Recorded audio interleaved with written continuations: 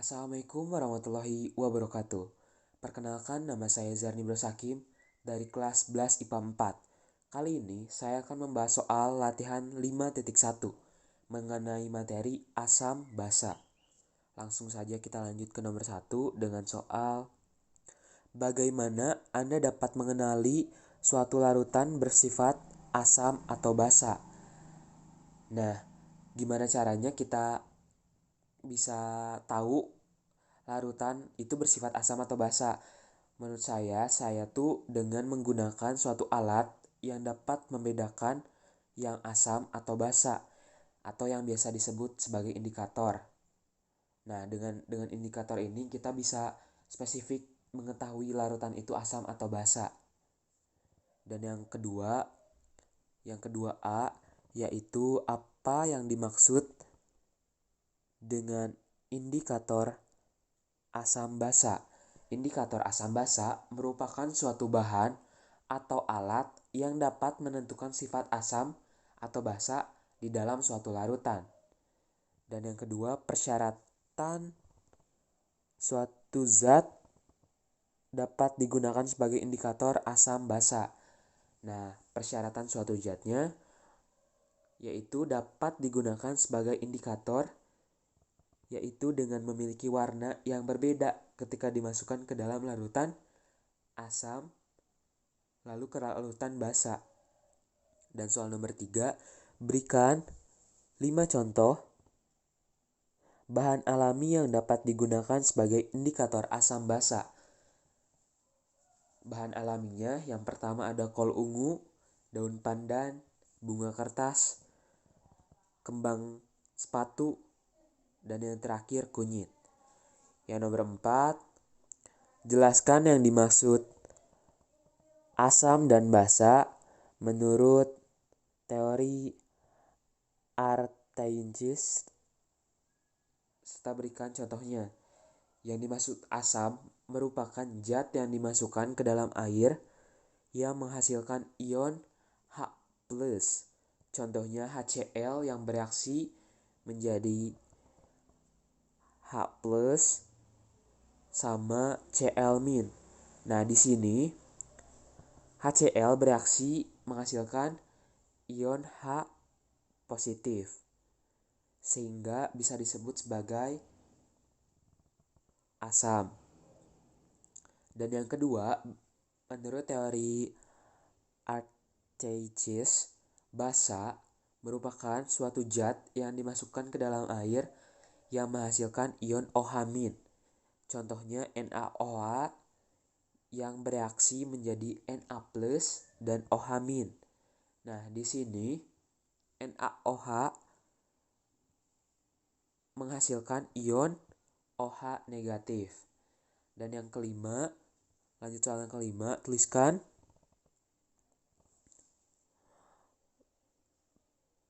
persamaan reaksi ionisasi asam basa berikut. Yang pertama ada CH3 COOH yang bereaksi menjadi CH3 COO- dan H+. Dan yang kedua ada persamaan H2CO3 yang bereaksi menjadi 2H+ ditambah sama CO3 2-. Dan yang ketiga ada HNO3 bereaksi menjadi H+ sama NO3. Yang keempat ada persamaan NH4 OH yang bereaksi menjadi NH4+ sama OH-. Dan yang terakhir yang kelima ada CaOH2 di mana CaOH2 bereaksi menjadi Ca2+ sama 2OH-. Soal yang nomor 6, jelaskan perbedaan asam lemah dan asam kuat menurut teori asam basa Arrhenius. Menurut teori Arrhenius, asam lemah merupakan asam yang derajat ionisasinya lebih kecil dibandingkan asam kuat, atau bisa dibilang kurang terurai dan sedikit sekali menghasilkan ion H+ dalam larutannya. Sedangkan asam kuat menurut teori Arrhenius merupakan asam yang derajatnya ionisasinya lebih besar, kebalikannya dari asam lemah. Kalau ini lebih besar atau mudah terurai dan banyak menghasilkan ion H+ dalam larutannya. Lanjut soal nomor 7. Jelaskan pengertian asam dan basa menurut teori Brozet-Lowey. Menurut pengertian dari teori Brozet-Lowey, asam yaitu merupakan pemberi atau pendonor proton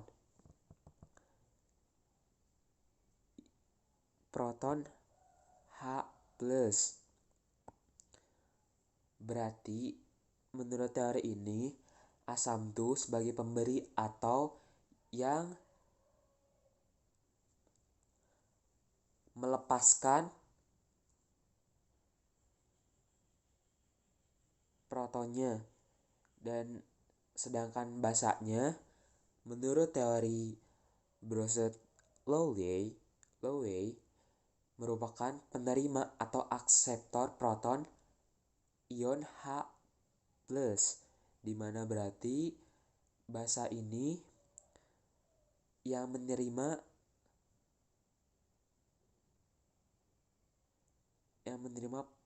proton H+. Kita lanjut ke soal nomor 8. Tunjukkan spesies yang bertindak sebagai asam dan basa serta pasangan asam-basa konjugasi dalam persamaan reaksi berikut. Yang A, H2O sama NH3.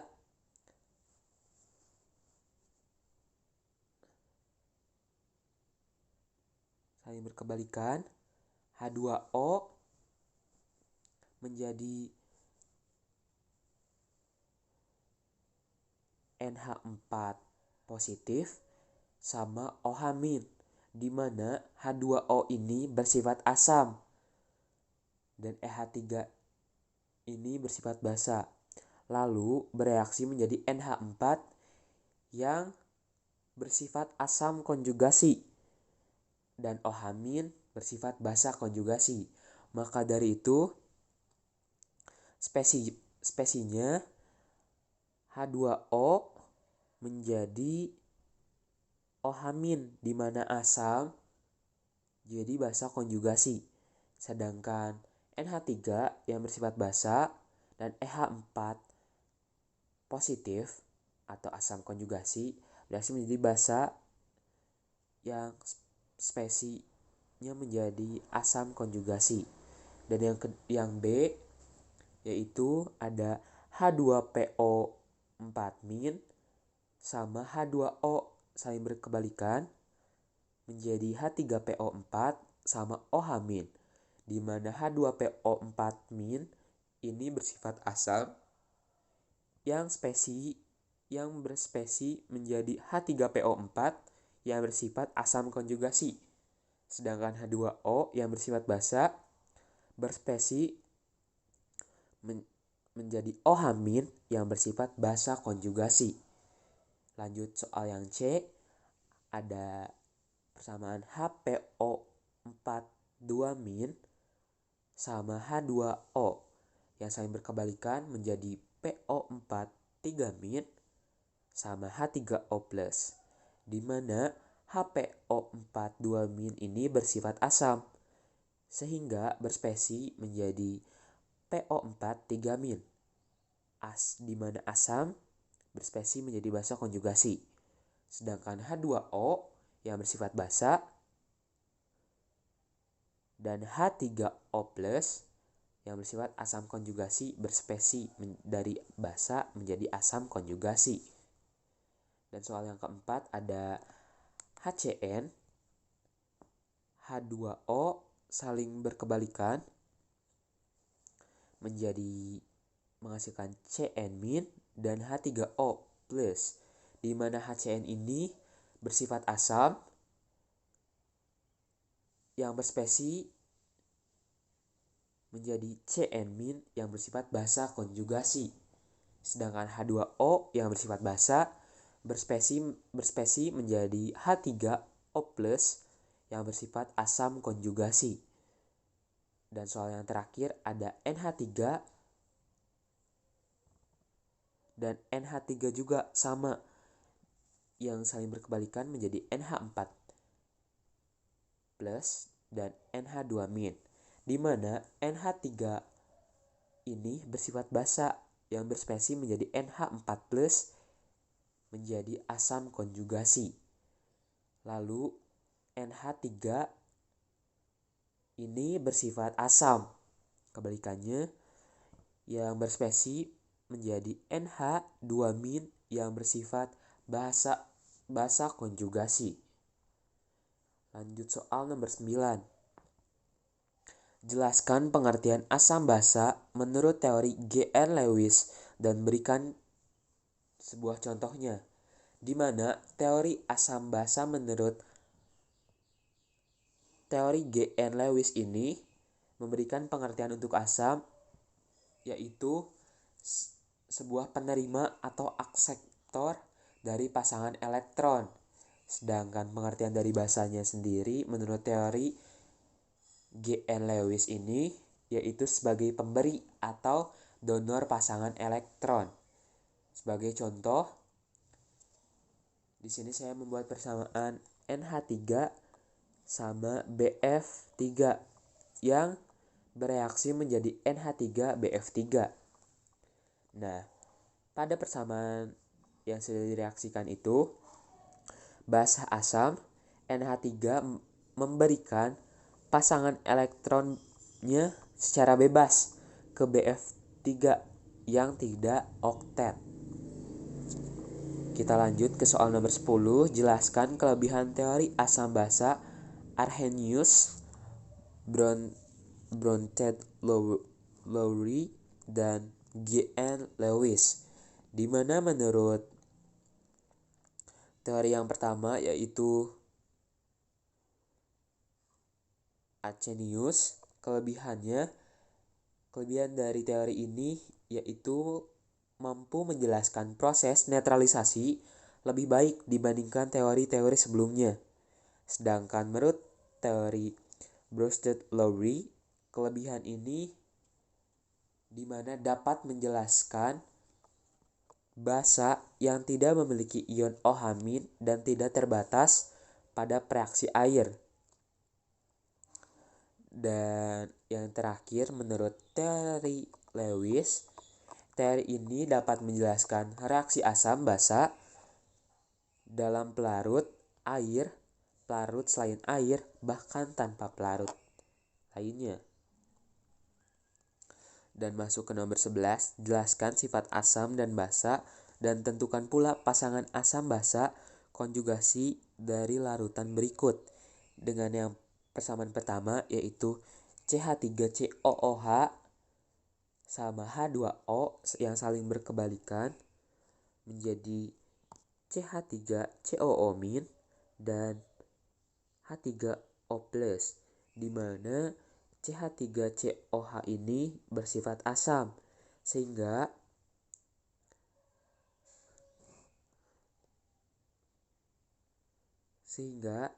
berpasangan dengan CH3COO- yang bersifat basa konjugasi. Dan yang kedua ada persamaan dari NaOH sama H2O yang saling berkebalikan atau bereaksinya menjadi NaOH+ dan OH-, di mana pasangan asam basa konjugasi ini ada pada NaOH yang bersifat basa sama NaOH+ yang bersifat asam konjugasi. Lanjut ke soal yang nomor 12. Jelaskan bagaimana larutan H2PO4- dalam air dapat bersifat asam dan dapat pula bersifat basa. H2PO4 dalam air bersifat asam dan basa. H2PO4 yang bersifat asam yaitu ada H2PO4- sama H2O yang bereaksi menjadi HPO4 2- sama H3O, di mana larutan ini disebut asam karena H2PO4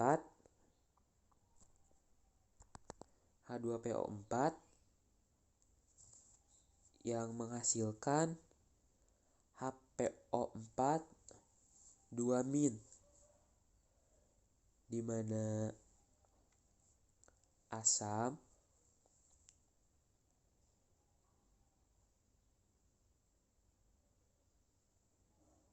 di mana H2PO4 bersifat asam dan HPO4 2- bersifat basa konjugasi, di mana asam ini menghasilkan